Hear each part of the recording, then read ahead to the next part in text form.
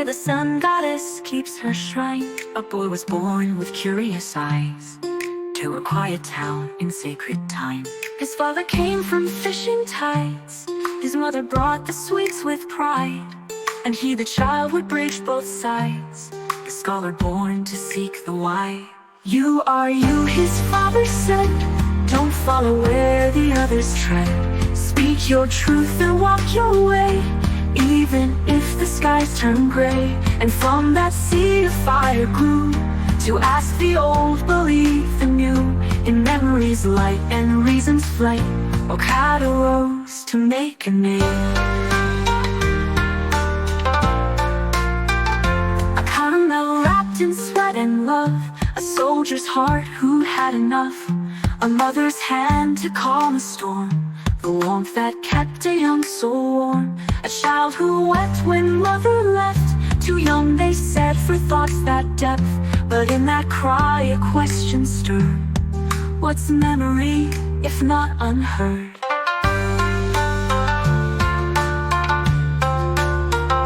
He heard the Beatles through his dreams, in manga lines and English themes. The world grew wide inside his mind, from linguistics to memory studies, where past lives whisper through the time. Though father prized the laws of bone, the son would seek what lies unknown, in birthmarks, voices, words, or deja vu. He found the spirit shining through. You are you, his father said, don't follow where the others tread. Don't lie, don't bend, don't chase the crowd. Your silence speaks, your thoughts are loud, in questions deep and answers shy. He asked the world, who was I? Not to escape, but to begin a search for soul beneath the skin. So here's to the man who dared to find the stories buried in the mind, in every child who wonders why, in every tear the heart lets cry. You are you, and that is true. The world is wide, but so are you. From Aya's tides to academia shift, Ohkado fill the gap between tides we live.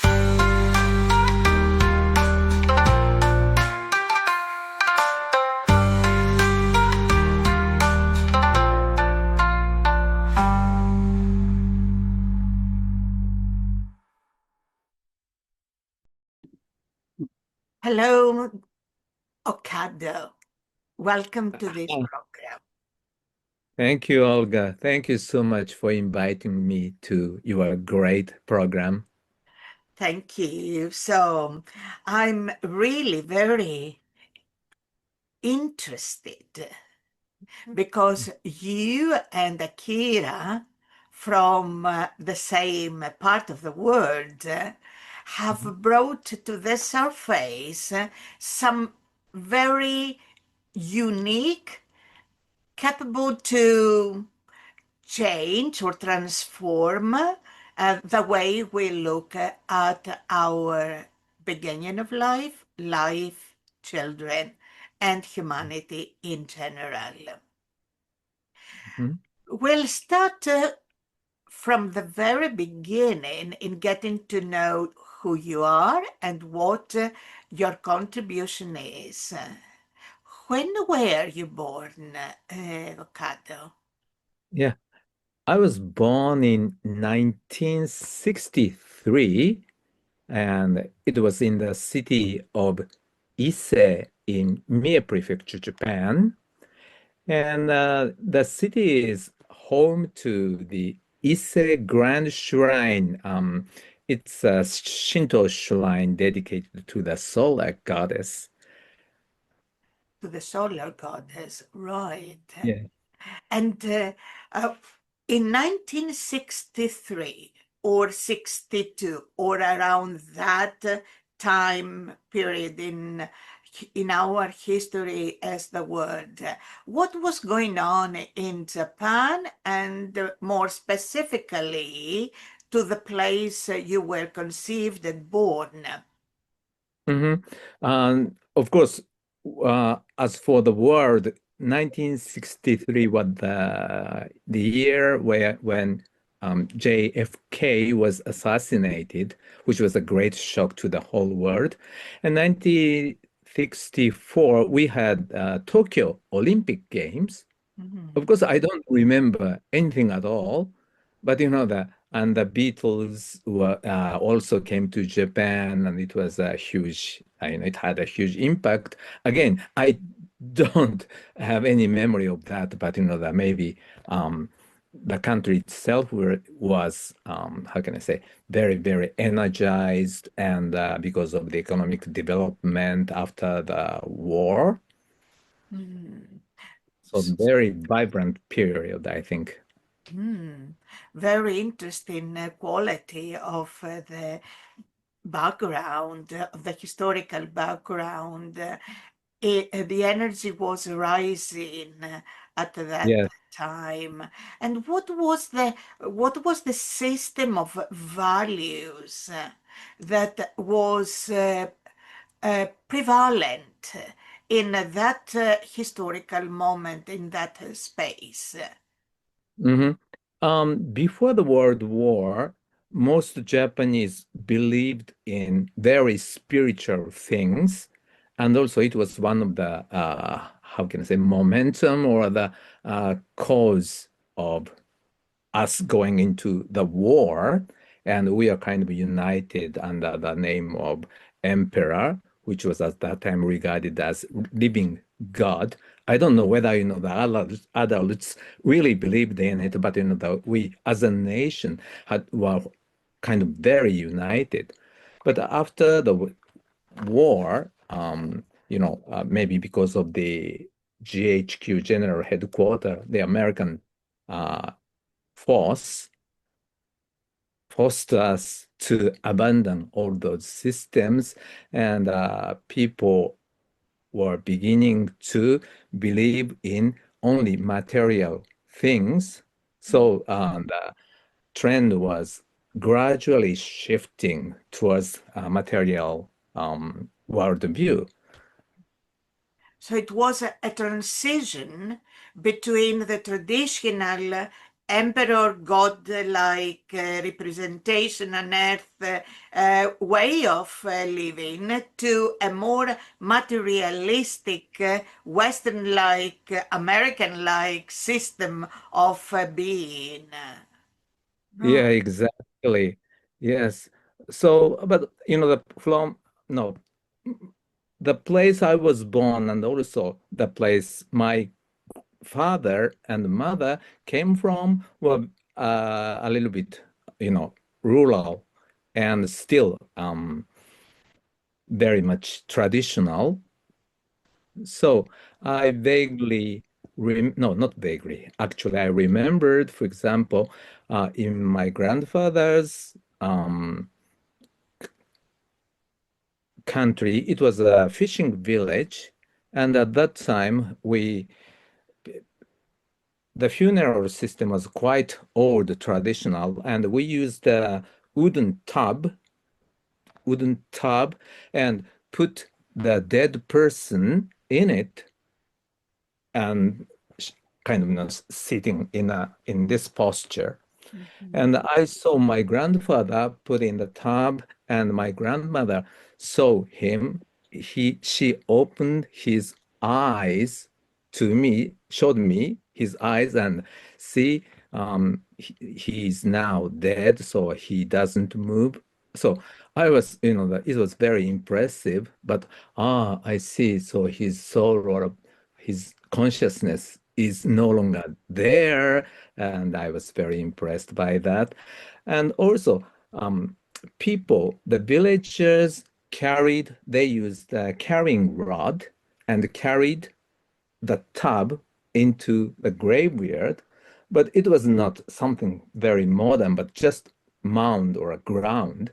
And they dig a deep hole, put the tub, place it, and then covered the tub with ground and put some mound on it, and how can I say, um, used the wooden rod with grandfather's name. But that gradually the tub and also his body is decaying, and then no longer it's visible.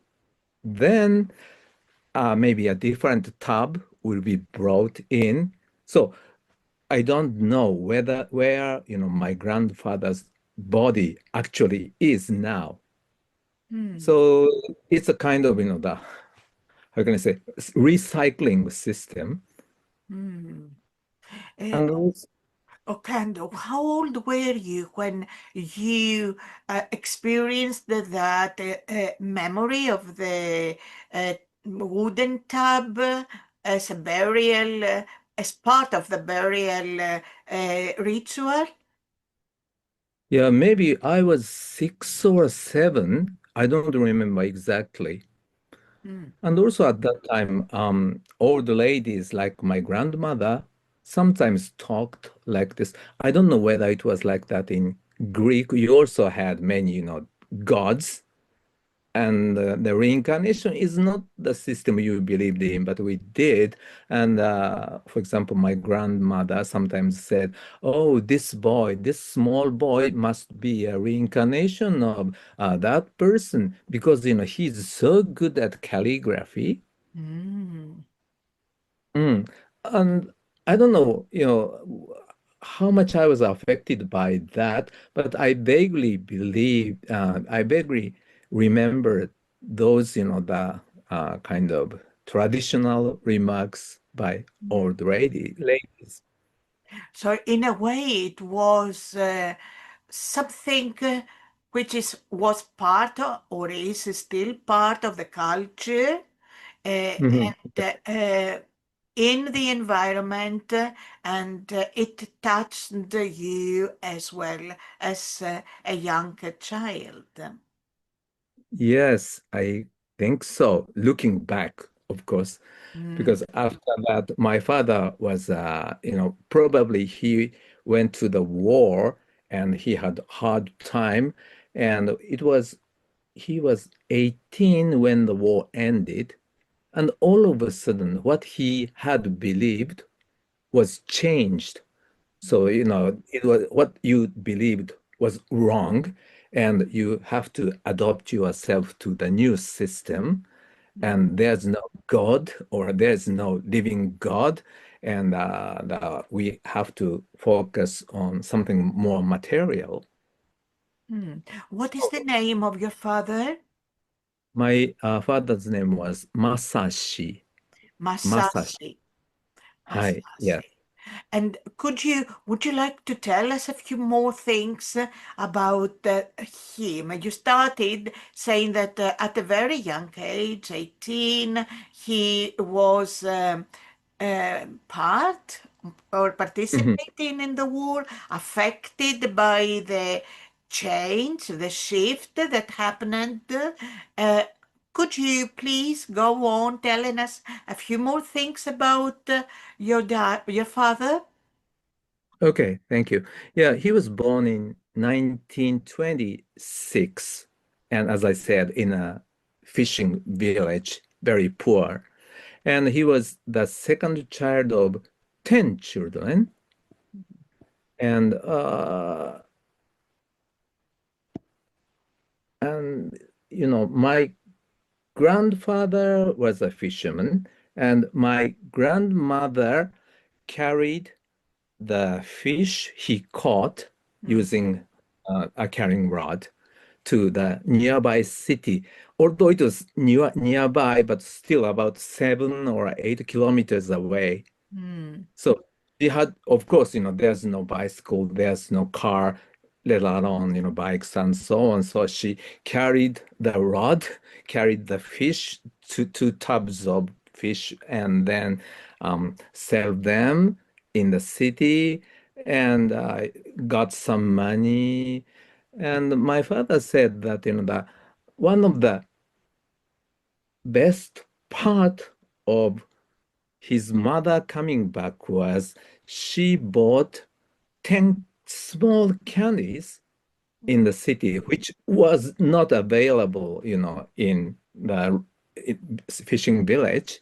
So children were all, looking forward to their mother coming carrying the tiny, the candies. But because of the long walk and hard work, candies were all wet because of her sweat, and it was hard to peel off the wrapping paper. But still, it was such a treasure to him. So his life was something like that. But my grandfather had a brother living in Osaka, which was the second largest city at that time. And that person didn't have a child, so asked his brother, my grandfather, for a boy to be adopted as his child. Mm, And my father was chosen, and he was not happy with the life in a fishing village, mm, and he was fascinated by a big city, and he liked reading books, studying.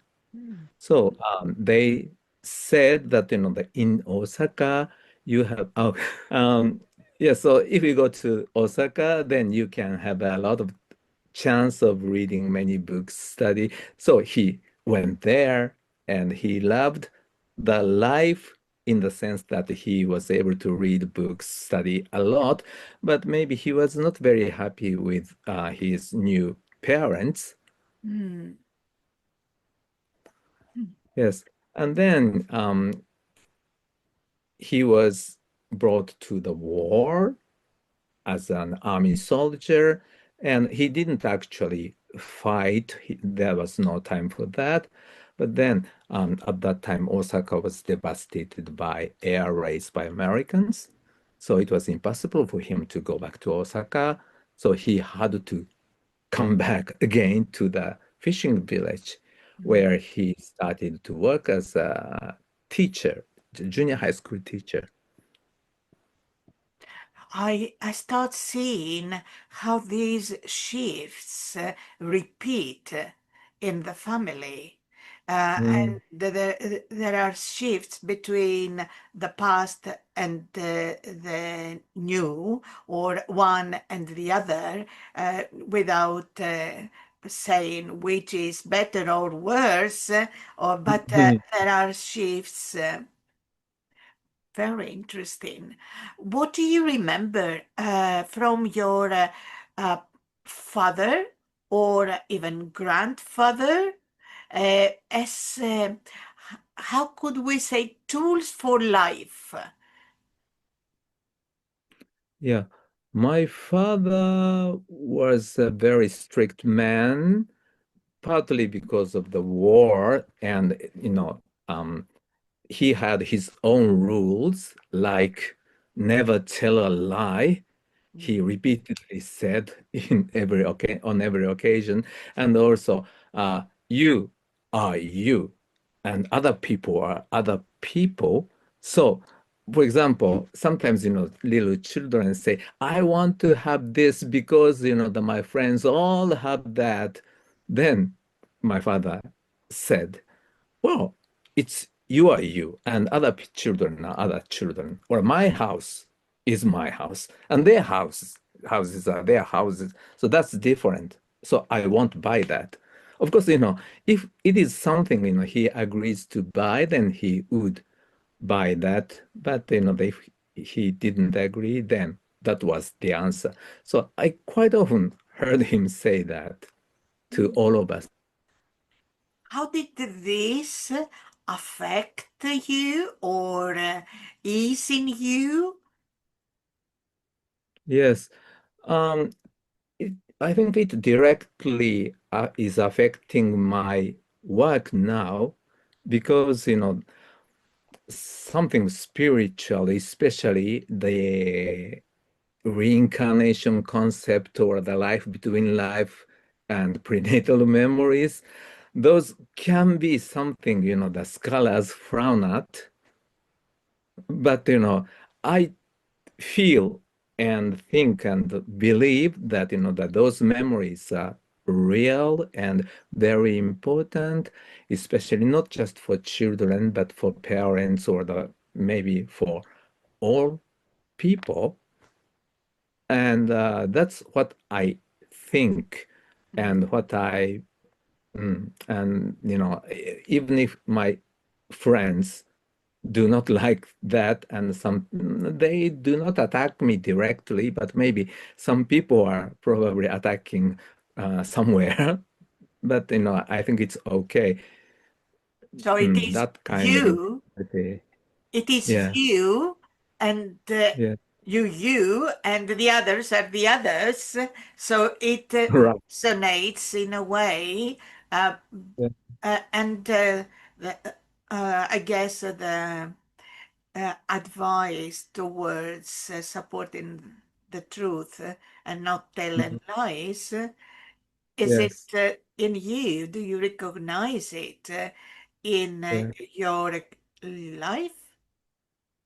Yes, yes, definitely. So, Definitely. yeah, so sometimes, when I have some hard moment, then my father's words come back to me. And it's, yeah, you are you. You, Yes, something you are like that. you. Beautiful identity and relational at the same time mottos.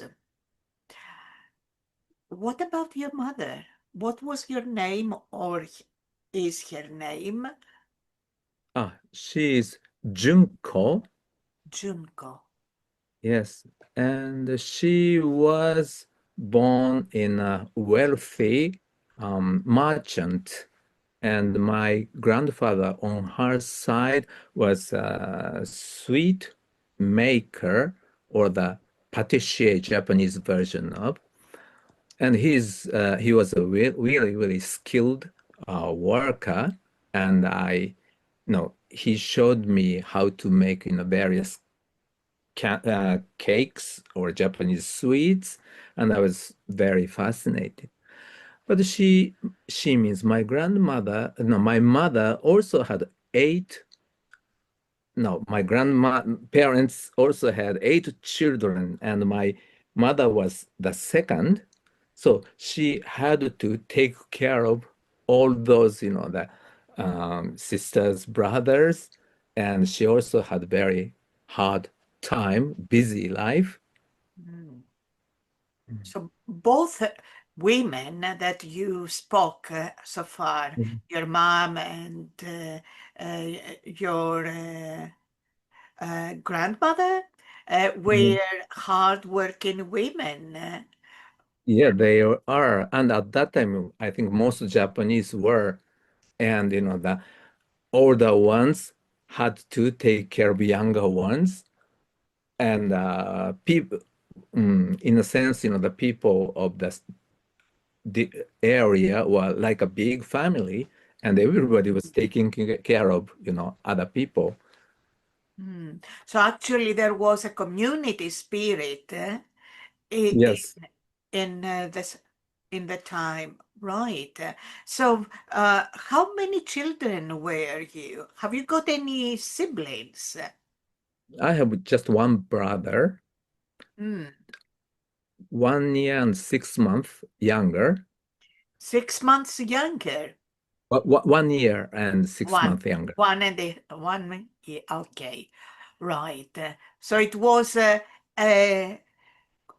fast arrival after you. Yes, Yes, definitely. Yes. definitely. And what can you share about your shared childhood with your brother? Yeah, he was like my, no, I was like his boss, and he was always, chasing after me. And of course, we had a lot of quarrels, but, basically we are like buddies.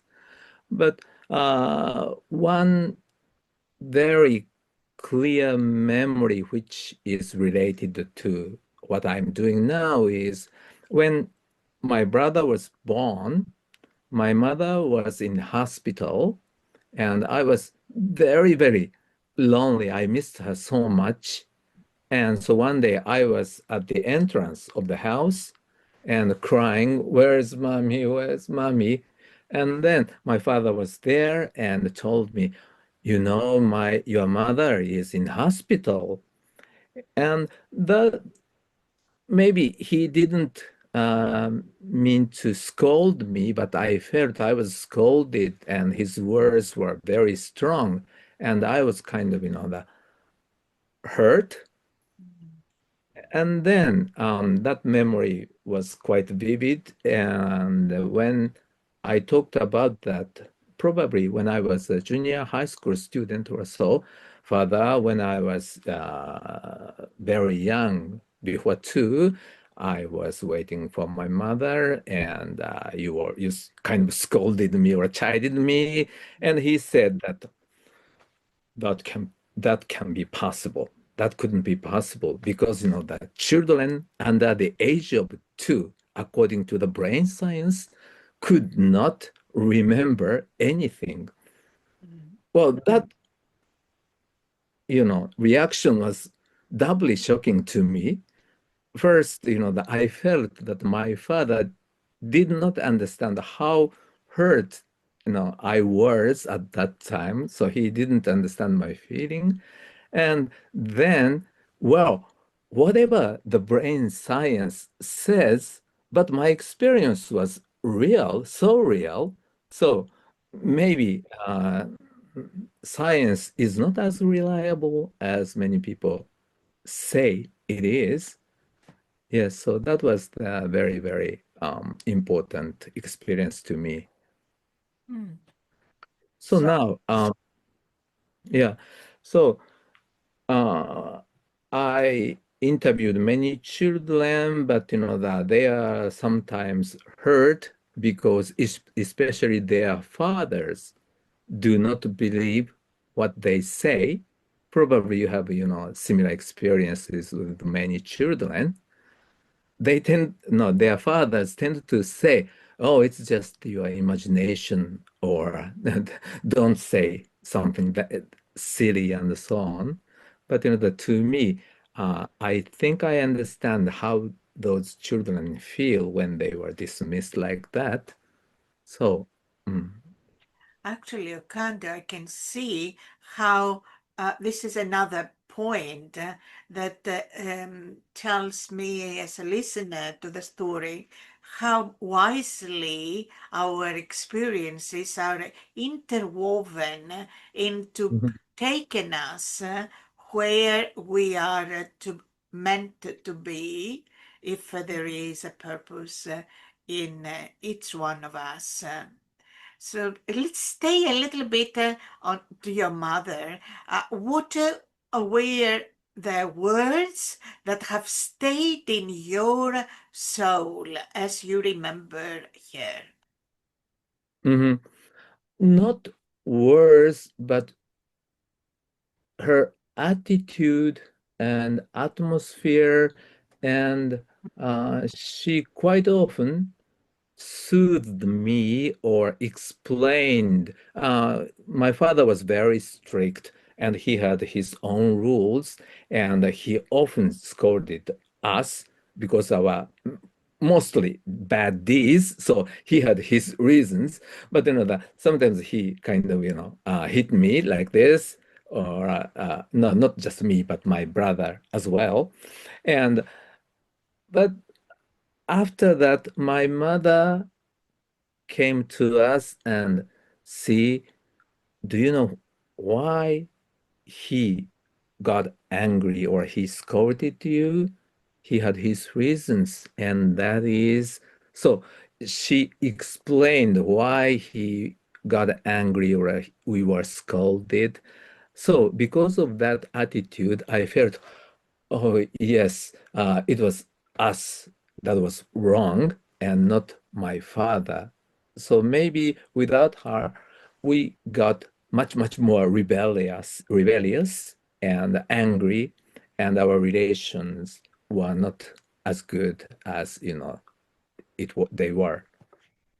Hmm. Again, a very interesting polarity here between Yes. the father and the mother. Very interesting. Have you managed to reconcile these two? Uh, let's say, a little bit more steady way of looking at life or relating to people, and milder explaining what or whatever happening, the events. At the same time, did you manage to bring these two together? Definitely. And they are very close to each other, actually. So it seems that, that they had their roles. They understood what, my father's role was and what my mother's role. So they were very good couple, I think.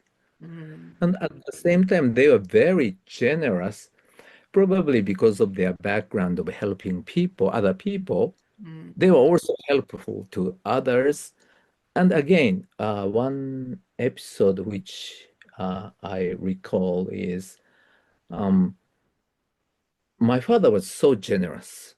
So whenever he saw somebody in trouble, he would call that person to home, and that was not very mm, how can I say, acceptable to me. For example, when I come back from, no, after I graduated from high school, then I went to university in Osaka, which is a little bit far away from Ise.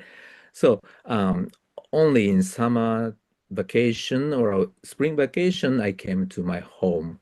And then I don't know how people there are, but anyway, in Japan, parents, especially mother, tend to treat their boy very, very generously, cooking a lot of, things and entertaining.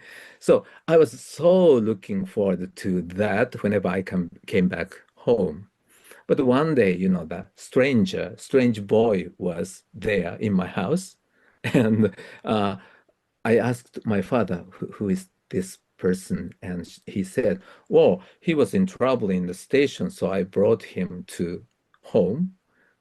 And how could you do that? That I was coming back and waiting for the good atmosphere, and then we had an intruder to me. And so I complained about that to my mother, and then her reaction was, oh, my father did another good thing. He cannot, help himself, helping others who are in trouble. So if something good happened to you means to me, then it was because of my father's deed.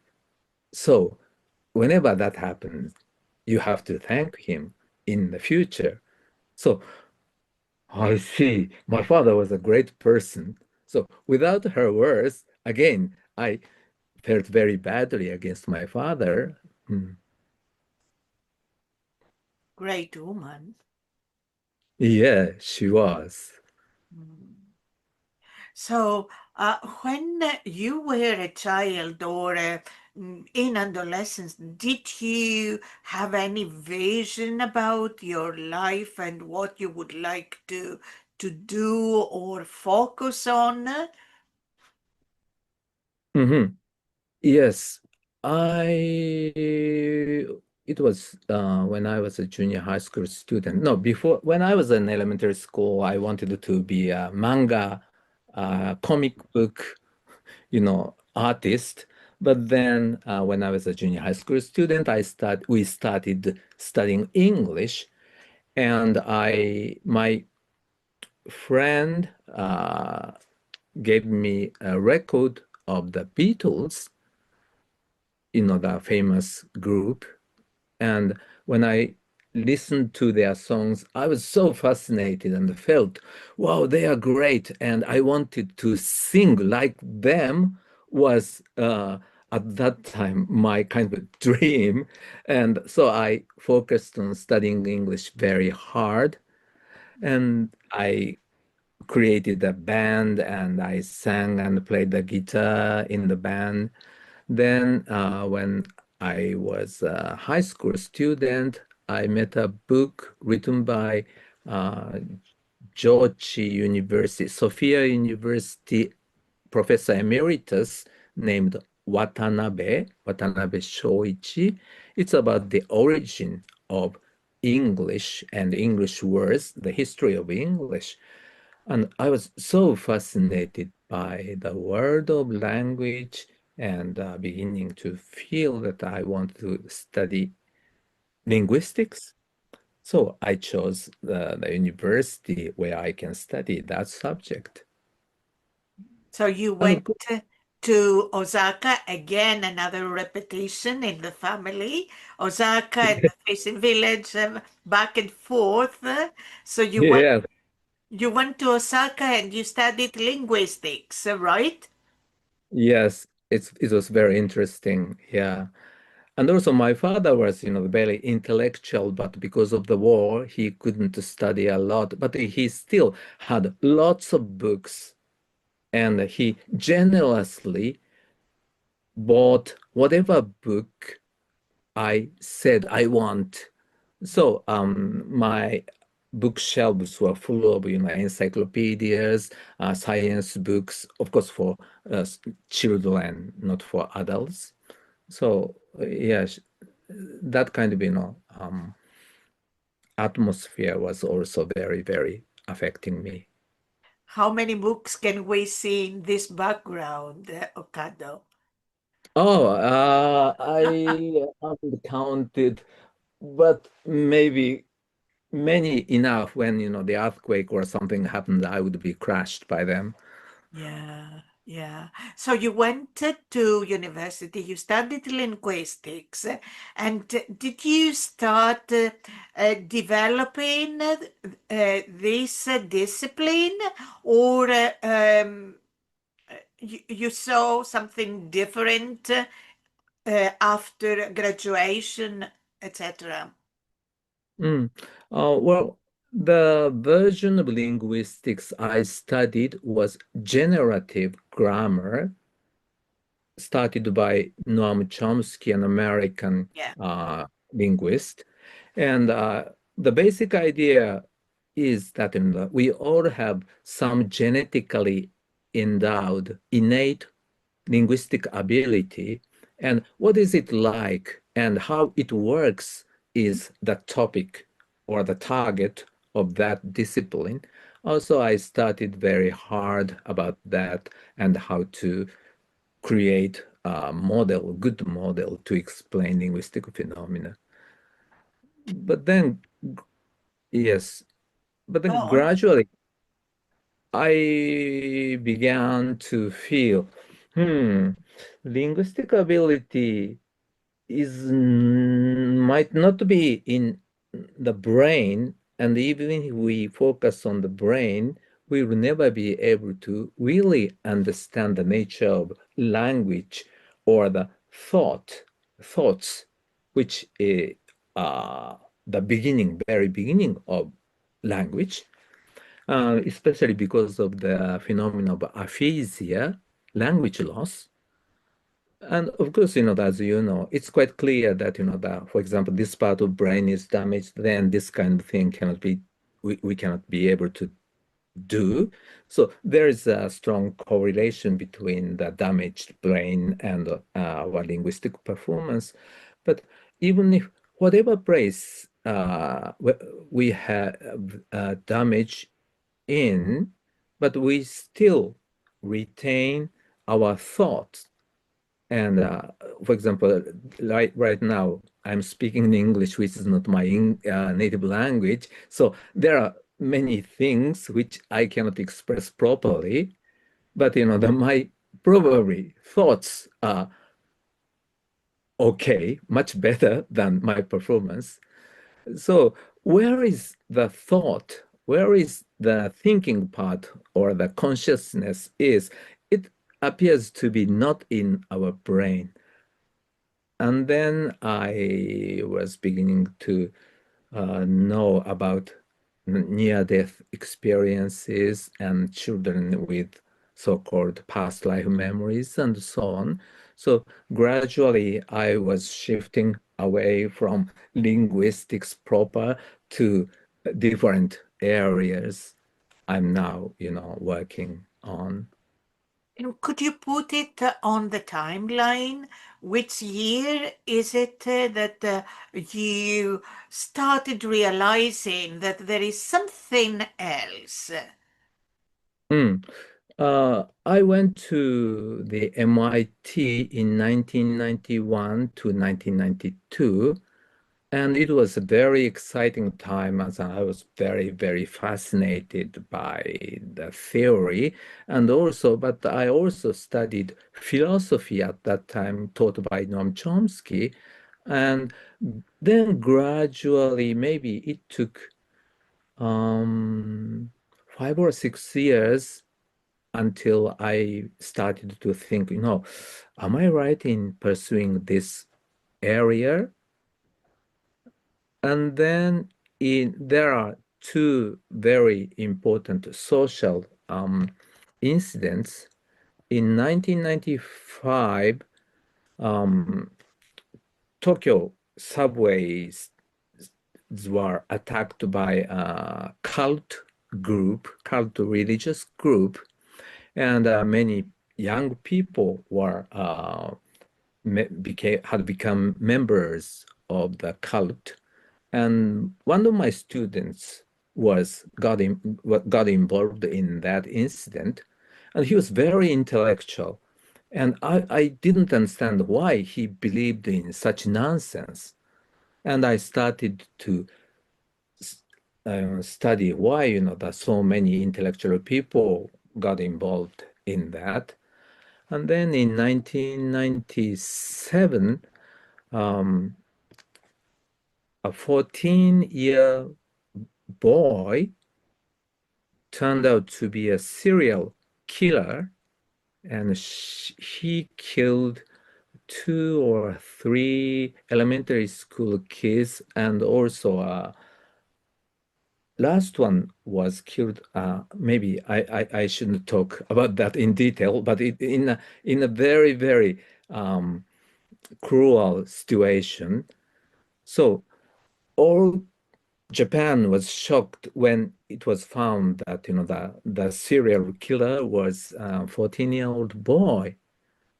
And there are many symposia or meetings, TV programs discussing the problem. Why? What's happening to young people's mind? And in one of the program, it was a kind of a discussion program between young people and intellectuals, so-called. And then one of the young people said, "Well, but why shouldn't we kill another person? What is wrong?" And that was so shocking to all of us. And of course, it was shocking for a young boy like him to ask such a question, which up until that time had been, well, just common knowledge. And, it's not something you ask a question about, but, that part is shocking. And also, none of the intellectuals were able to answer him squarely. And then, why shouldn't we kill people was turned out to be a big topic, and many books were published with that title and so on.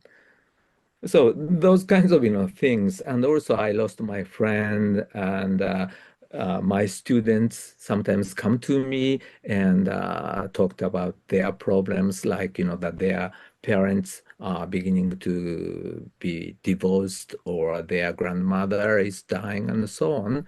And well, because of the lack of experiences, I couldn't say, anything good to them. So I started reading lots of books on philosophy or the life itself and so on. And yeah. Ohkado, you mentioned students, which means that you are a teacher or a professor. Could you just add this aspect in your narrative, please? What do you teach where at it is mid 90s that we are now, the 90s. Yes, or a late 90s or beginning to be in 2000. And I was teaching linguistics and English, but in our department, every teacher has a group of students, so-called seminar is the word you use. So Mhm. maybe about 10 students writing their thesis under supervision of me. Mm. And they are kind of, big family. And they sometimes come to me and talk their problems, not just academic, but their daily problems. And I like not their father per se, but sometimes felt like I have to say something good to them. So you speak about the department, you mean which university? Were you in the 90s? Oh, okay. So the university I teach now, so the name is Chubu University. So thank you for adding this. So please continue. So you turned to philosophy. Uh, can you recall any special philosopher or theory that took a bigger space in your way of thinking at the time, who inspired you? Yes. Um, this is the book Dr. Ikegawa Akira also talked about. It was the creating the value of life or Ikigai no Sozo by Dr. Ida Fumihiko.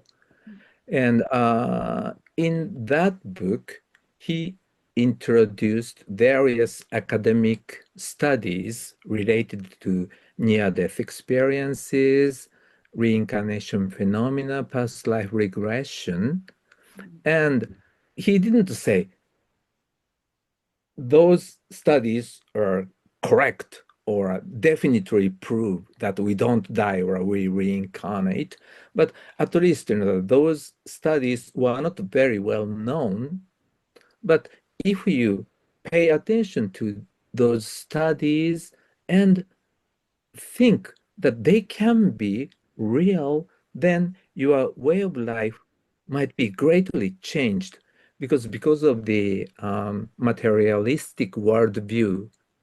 Many people are afraid of death, and also many people do not know why they live or why they were born and how to actually live like the boy, who asked why we shouldn't kill other people like that. So I felt, wow, this is a great book, and I recommended that to whoever I think is appropriate. But then gradually, I feel frustrated by the book, not by the author, but by the fact that those works were all done by Europeans or Americans, and there's no Japanese study reported there. So, but to me, it was such an important topic, and maybe, hopefully, at least the 1/10 of all academics were together and focusing on the issue or topic and study very diligently. But it was not like that at all. So I felt, well, then maybe I have to be the one who studied that topic. But then I don't know how to start because the linguistics is very, very, you know, not directly related to near-death experiences or reincarnation phenomena. But then I realized that under the regression, past life regression therapy, sometimes people speak unknown language. For Mm. example, Greek people regressed to an American life and started to speak in English, which, they do not know apparently. So when I read those, reports, oh, this might be a topic I can cope with. So Mm. I started, looking for such cases. That's how I got involved in that area. So it was in the form of a researcher at the time, spotting a gap in the literature and then trying to provide something in this gap. So what happened and what was this beginning like for you? What did you discover? And how did this take you to the next step? Mhm. Yes. First of all, I have to check myself that, that those phenomena are real or not. So I wrote a letter to some of the researchers asking for their data, but that they were not available. Then then I have to find myself, and then I found a book written by a Japanese hypnotherapist, Mm, and in his session, a Japanese woman who had no knowledge of Nepali language, mm, were regressed to a Nepali village chief and apparently spoke some Nepali. When I read that, but in that book, the hypnotherapist consulted with experts whether what she said was genuine or not, and their reaction was negative. But I still felt that, that, well, I have to check this. So I contacted with that therapist asking for the data, and he agreed, and I borrowed that data. And at that time, it was again a very interesting synchronicity, so-called synchronicity. But at that time, we had a number of Nepali researchers, and one of them was an anthropologist, very good at Nepali language, and we had a very good relationship. And so one evening, I went to his house without any appointment, I think, and he had his wife and small children, baby. But I was kind of the intruder, and asked him, "Hey, could you please listen to this conversation?" And he did. And then he said, "Oh, Dr. Ohkado, this is Nepali." mm, So I felt, wow, but at the same, yeah, that's what I suspected. So I still vividly remember the atmosphere. My, Nepali friend is wearing a headset, and his wife is holding a baby behind him, kind of in the, who is this Japanese intruder and something like that. But I was so hilarious, and thank him and thank them, and went back and wrote a kind of report. That's how I got involved. And then I reported that to the hypnotherapist, and he agreed, and his client, a woman, a Japanese woman who spoke Nepali, agreed, very curious, and they wanted to have another session, ah, hypnotic session. And then in that session, I took a Nepali speaker there, and it wasn't at that time, the Nepali person was not available. So his friend, a woman, a graduate school student, came to the session, and she spoke to the person in Nepali, and the lady replied to her in Nepali. So the conversation lasted roughly 20 minutes or so. Of course, it's a hypnotic session, so the conversation was like, Tapai kunam keho, meaning what is your name? And then Merunam Rataraj, my name is Rataraj, or that kind of, slow conversation. But at least, that maybe 1/3 of the whole conversation was successfully conducted. So I wrote a paper and reported that. And then I asked my university whether they could support me with this. At that time, I didn't say it was hypnotic regression or anything past life. I would like to check some linguistic facts in Nepal, and my university agreed. So they allowed me to go to Nepal, and I did some, field research. Although the person that lady recalled was not found, but there are some very interesting facts, and I wrote a book about that. So that's how I got started. And then, Ohkado, what was the next step in the process?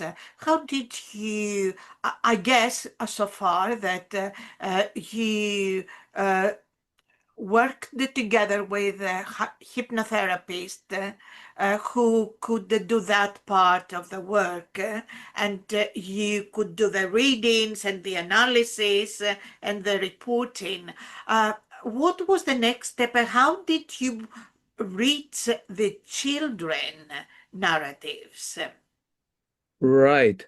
When I read Ian Stevenson's book, I found that one of the children that inspired Ian Stevenson to start his work was a Japanese boy named Katsugoro. He was born in 1815 or so, so it's a very old case. But ever since, there had been no Japanese case reports. And I felt that's sad because, that at that time, more than 2,000 cases were reported and filed at the University of Virginia. But there's not a single case of Japanese child claiming to have past life memories. So I wanted to somehow study Japanese children and report them to the University of Virginia Division of Perceptual Studies. Then I had a chance to meet Dr. Ikegawa Akira, and I asked him to have a symposium of consciousness in general and the possibility that our consciousness is independent, can be independent of our body. And I talked about regression cases, and he talked about children's cases. And then I asked him, do you happen to know some children who have past life memories? And he said, yeah, of course. And he introduced some to me.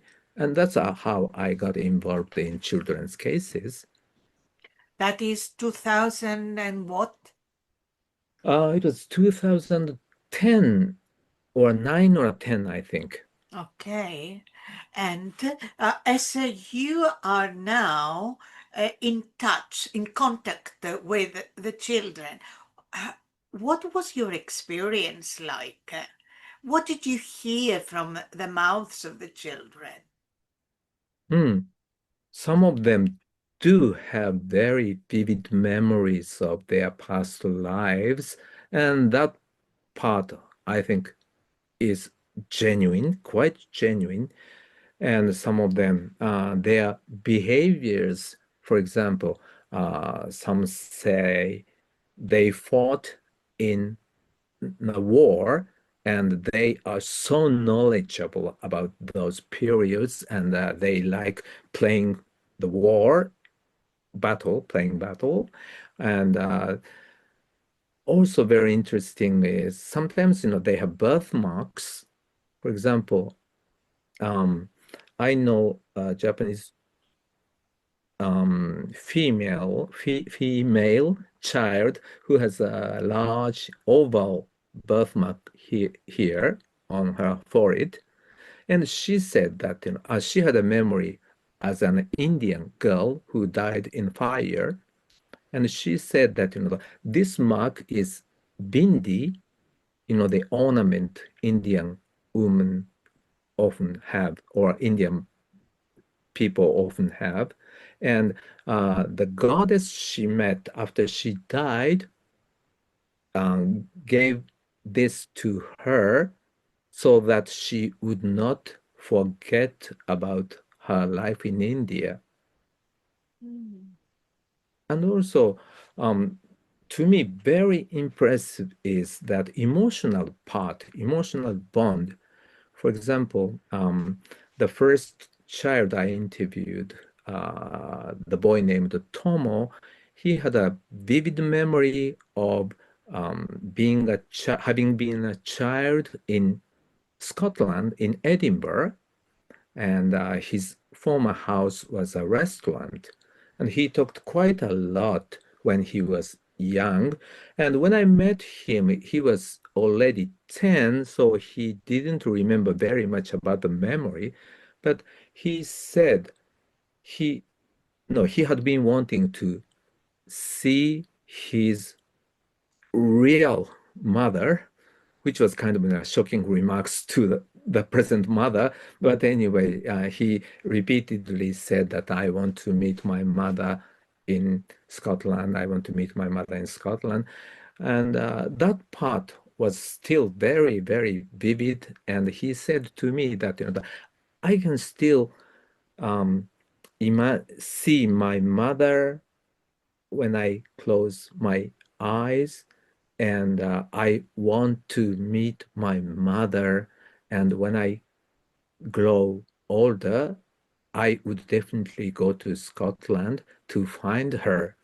So he said strongly. So it seems that, that even if informational part is lost, maybe up until 8, 9, or 10 years old, mostly maybe 5 or 6 years. But then, even so, emotional part still persists, is preserved. Another very interesting case is a child who had a memory of fighting in the Second World War, and he said he is sad because he died young, and his mother must have been very sad about that. So he wants to meet my former mother to tell her that I'm okay, so don't worry. So that was the very, very strong memory, emotion of his. Yeah, that kind of, the emotional bond or the love part is very, very impressive to me. So there is already 15, 20 years since that time. Uh, Yes. Over this period of time, Okado, what are the most prominent findings as you work in this field? Well, data-wise, now the DOPS, the Division of Perceptual Studies at the University of Virginia, has more than 2,600 cases, and more than 2,000 are now in a database, which can be searched by the computer. And one very, very interesting feature is that about 70% of them died violently in the accident or killed and so on. So one wild guess is that maybe forgetting process works in most cases, but sometimes the death is so traumatic that that process somehow didn't work, and their memory, stayed, and remember and they start talking. That was the possibility. And another interesting feature is that many of them have, I think the number is 80% or so. Of course, the basic figure is small, so we can't say strongly, but about 80% of them have unfinished business, like um, a young mother had to leave their small children. And so, case of a girl, when she was 2 or 3, she started to say, I have to meet my children. And her earliest memory was, she was in hospital and everything is blurred. And she was so sad and feel sorry because, she had to leave small children. So when she grew up and became an adult, she started to look for her children in her past life, and she found them. So that kind of, part is very, very, how can I say, prominent. Mm. Ohkado, and in your understanding, how these memories, personal memories of these individuals are connected, if they are connected to ancestral or previous generations, historical memories. Mhm. Well, that part it's hard to say. Of course, we have collective memories and also maybe racial memories and ancestral memories. But those memories were not very strong enough to be verified or found. But in the case of personal memories, for example, we can often identify the person the child is talking. So I don't deny that we have those memories, but I cannot say how much those memories affect us. Maybe.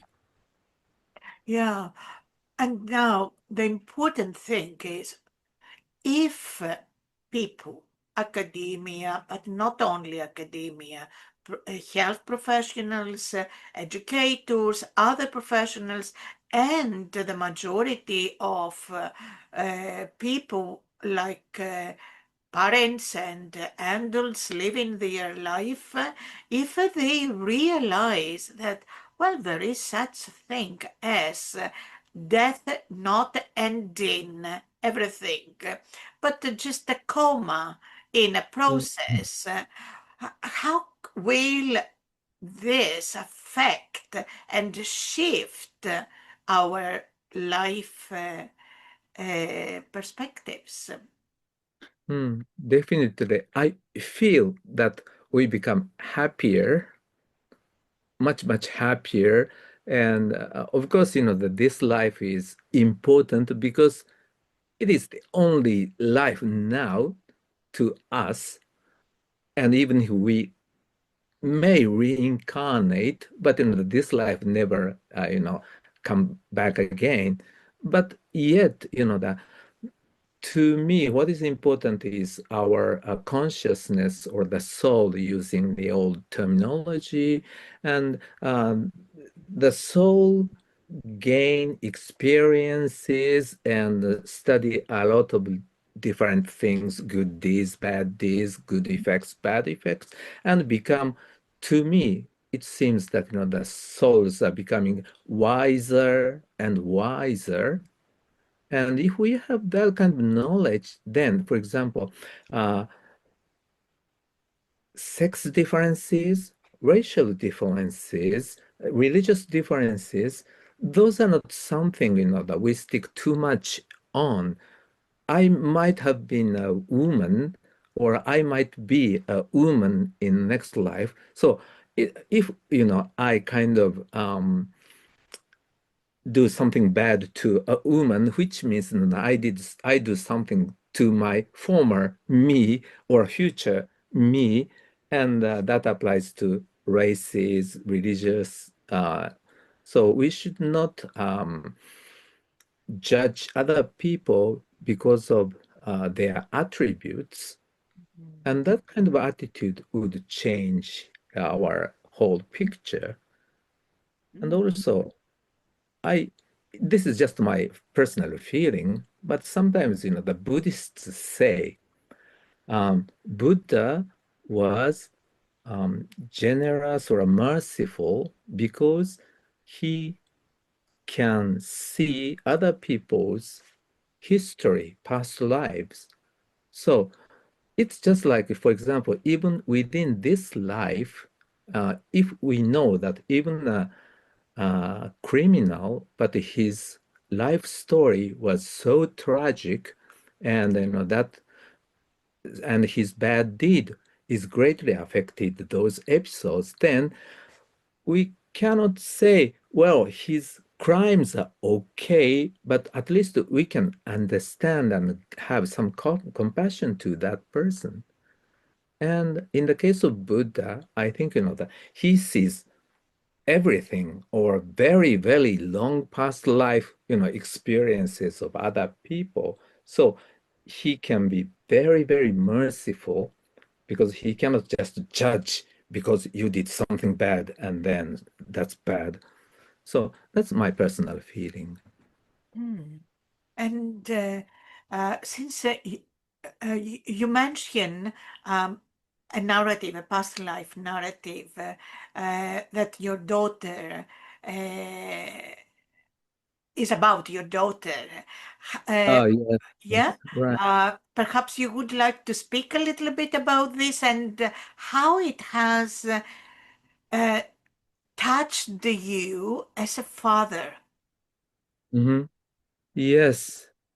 Well, every father or every parent will see why my child is like this. Why, that if you have more than one child, then feel, why are they so different? And in my case, I have two daughters, and the younger one uh, was very, very easily afraid, feared.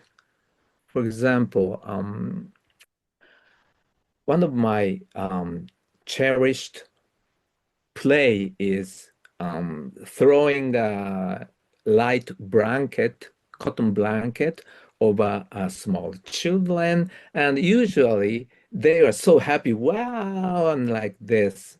But in the case of my younger daughter, when I did that, maybe she was 3 or 4, and I expected her to be entertained as well.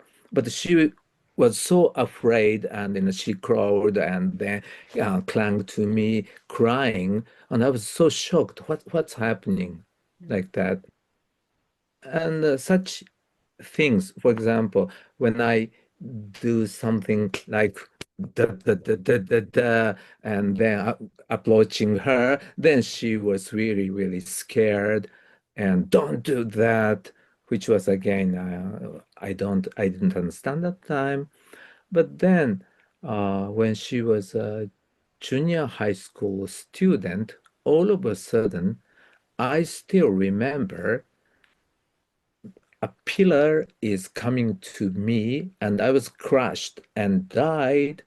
So when I do something like do, or try to cover her with a blanket, she said I would recall that incident. So I got afraid. So don't do that. At that time, I started working on past life memories of children. So naturally, I asked her, do you remember the name of the person or do you remember where you lived, or what was the incident? She said, no. So, if she had told me about that, then maybe she still had the memories. So I felt a little bit sorry from the researcher's point of view, but from the, how can I say, personal point of view, I truly feel how those children feel affected by past life memories.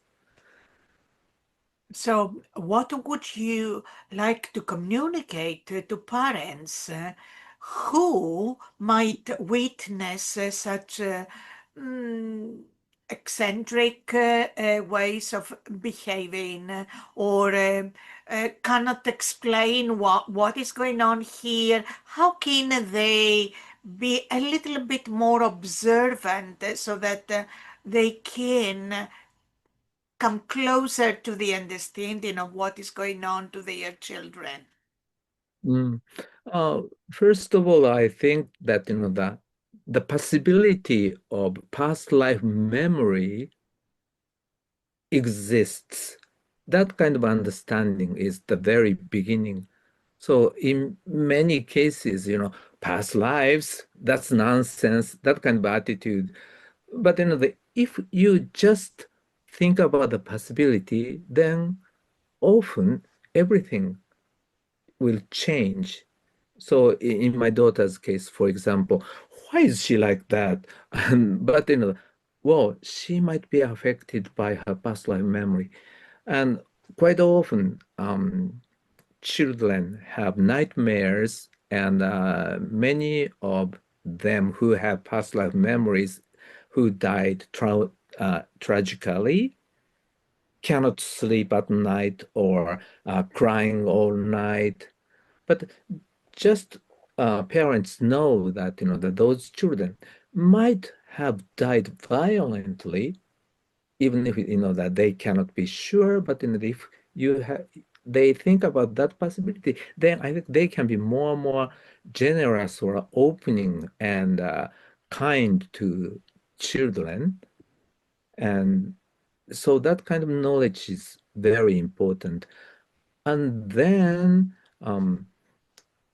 if at all possible, when children started talking about some tragic memories, then just listen to them, just be with them, and then parents can say, "Oh, that was hard. It must have been very shocking," soothingly, and then, but yes, those things were passed over, and you are now in a safe situation, so you don't have to worry about that.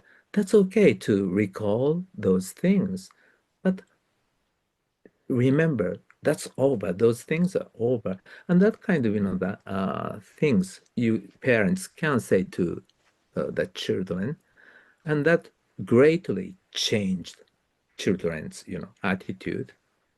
So it is both compassionate parenting, and this compassion can lead to a different relation between Yeah. parents, children, and children with themselves and life itself. Right. Yes, I Which think. brings me, Okada, take uh, keep your question, please. Um, it makes me think of your linguistic background, the quality of the words that our children speak in their very early beginnings of in their early childhood may be quite revealing, you would say. Yeah, definitely. For example, Japanese children recalling English, American life or English life, they were first attracted by English more than Japanese. And some of them started writing in the Roman letters before writing in Japanese letters.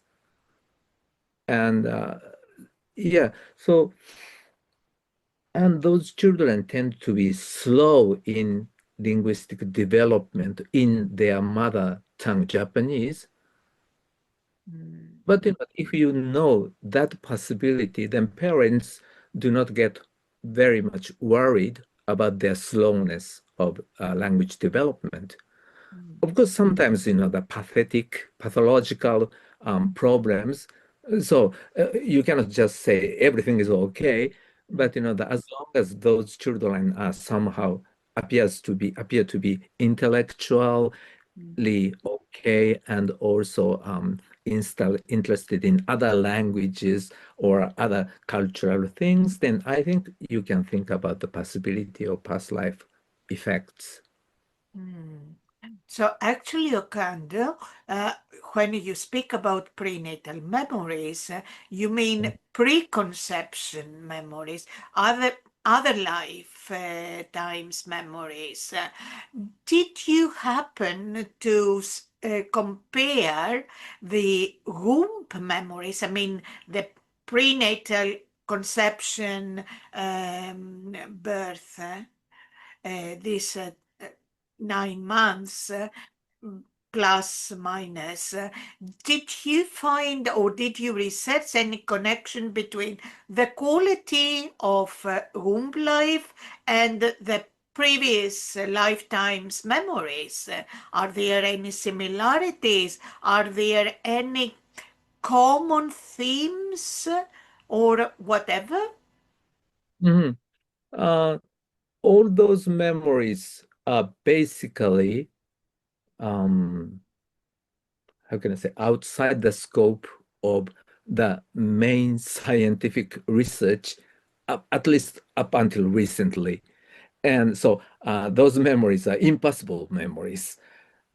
That was the common thing. And also, the children tend to talk about those memories in similar situations. For example, at bedtime, especially when the children are with their mothers and mother reading a book or trying to soothing the children and so on, or bath time, shower time, or meal time, or in a car, especially mother is driving and children are just sitting. So it's a kind of, in a hypnotic state.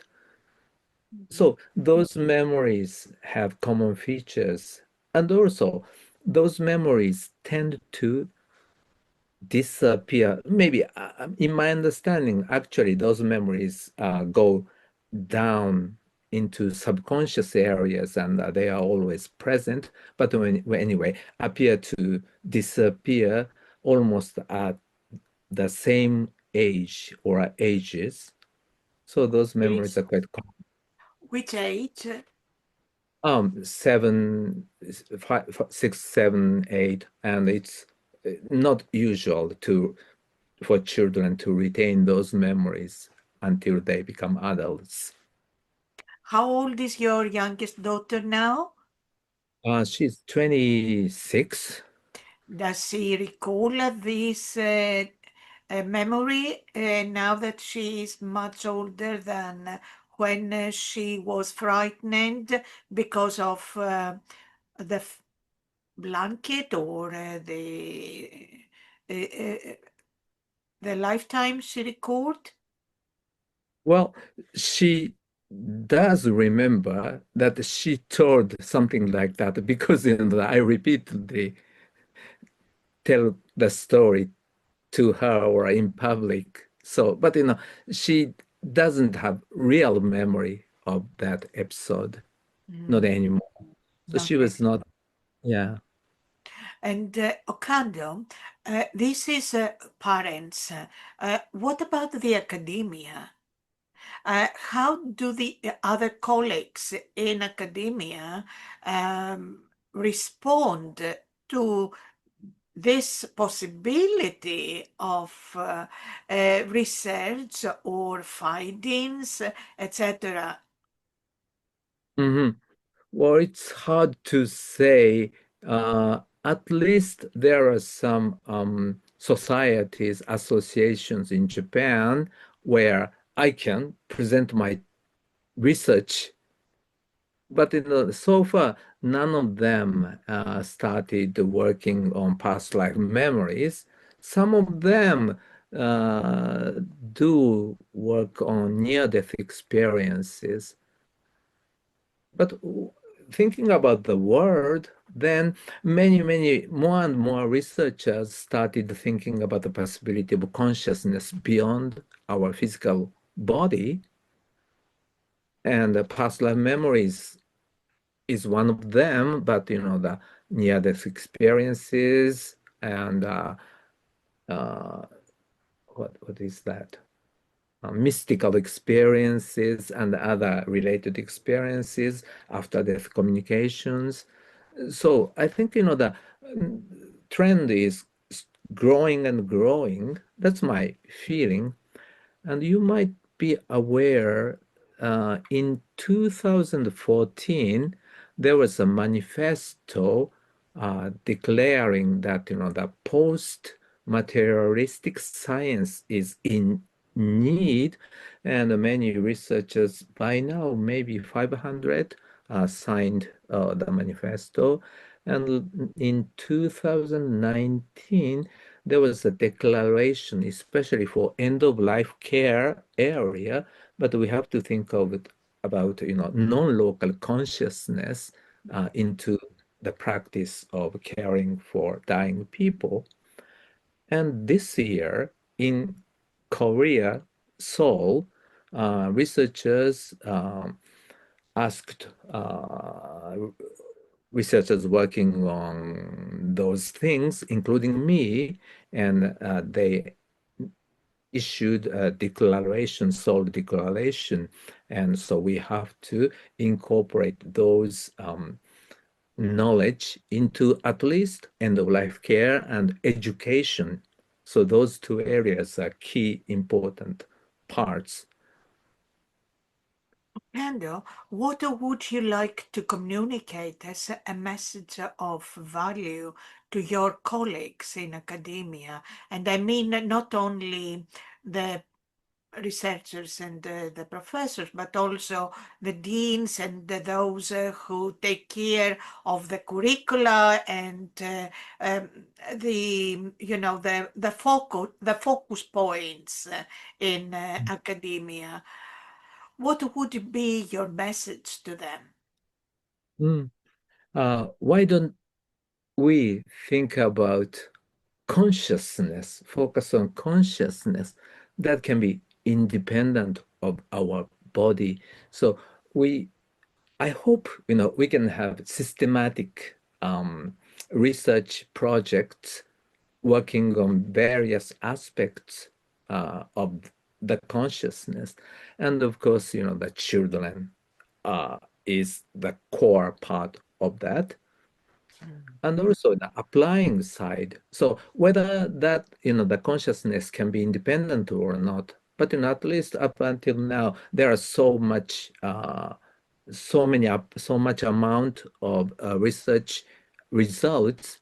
So we can apply that knowledge to our life. For example, many people are afraid of being death, but if they just know those research results, at least, for example, if you know the process of dying reported by near-death experiences, well, you cannot say that everybody has that process experience, but at least many of them have similar experiences. Just knowing about that would change their perspectives. And also children, many children and many parents are struggling why they behave like that or how to, bring children. But just if they know. And here, of course, Dr. Ikega's work is very important. Many children, at least they say they chose their parents, and sometimes those memories are verifiable.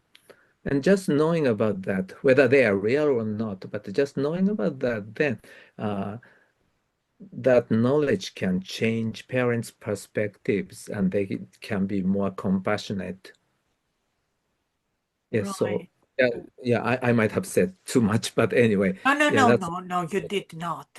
Please. Uh, and if we want to include in our conversation the health professionals, because apparently you connect the beginning and the end of life. So it is the health professionals involved in the conception, gestation, and birth of humans, and then the end of life, gerontologists, and all medical people, and all these services. In service of the mature citizens, um, yeah. what would be your message to these health professionals? Wow. Um, uh, these are glasses that show you the world of consciousness beyond the body. So why don't you just wear the glasses? Then they will change your perspectives greatly towards a better, to me, towards a, the better direction. Maybe that's my message. And the policymakers and politicians who are in the position of making decisions that affect the human populations. Hmm. Hmm. Yes, they are also fathers and mothers and children as well. So, yes, basically the same. And maybe we can look at so-called primitive cultures, including, the traditional Japanese way of living, or other Native Americans and the Native people, and basically what they believed are the same or quite similar to each other. So why don't we, look at them, look back, Mm, and manage the world or the country or the region, the utilizing those knowledge. mm. And can you see the resistance that needs to be overcome in order these messages can be implemented and seen? Hmm, I hope so. But maybe the best thing to me is, again, you are you and me are me, and be happy. Trying to be always happy is the key. Of course, the some people might be happy when they do some bad things. But I think that happiness is quite different from the happiness when we love each other, when we love our children. And so, if the people are true to your heart and try to be warm themselves, then the automatically other things will follow. That's how I think. Maybe too how can I say, idealistic. Mm. And Ricardo, what would you be happy to see in the future? Because you are still very young and developing. So let's say 30 years time, 40 years time, what would you like to see? Hmm. Basically, children being happy, and also that this kind of knowledge is prevalent, and everybody live accordingly and Mhm. trying to pursue their own dreams. That's my perspective. Good. Is there anything you would like to add to our conversation? Well, I just would like to thank you for giving me this great opportunity. And that this talk also, has given me a lot of energy and strength to keep on working on, what I'm doing. Thank you very much, Olga. Thank you. Thank you, Ohkado.